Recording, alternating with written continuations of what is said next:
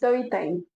My exams have actually been going on, and I have this one incident that happened, and I learned a lot to lesson from it. So there was this particular exam we were writing, and it was so difficult. We had two papers that day. So the morning paper was super difficult, so everybody was reading back to back. In fact, we felt like we were overly prepared for that exam.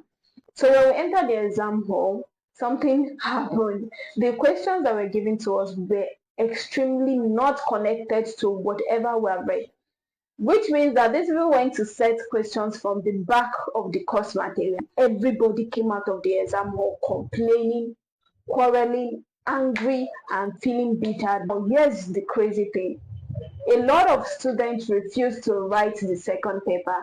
And it was really surprising that over 40%, let's say 30 to 40% of students going home. Some people were like, I'm not in the mood to write this exam because I feel if I write it, I'm going to still fail because I'm not fully prepared. Actually was almost convinced not to write the second paper exam, but I just had this composure in me that if I die, I die. Luckily, the people who stayed to write the second paper exam, we ended up actually passing that exam. The questions that were set were actually from what we read.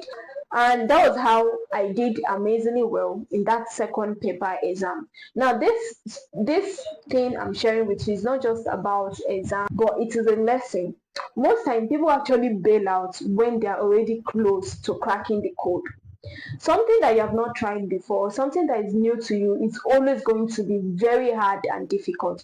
But the moment you are able to see the reason why this thing is hard, then you know that you have to prepare harder, or you have to put in more work to be able to scale through.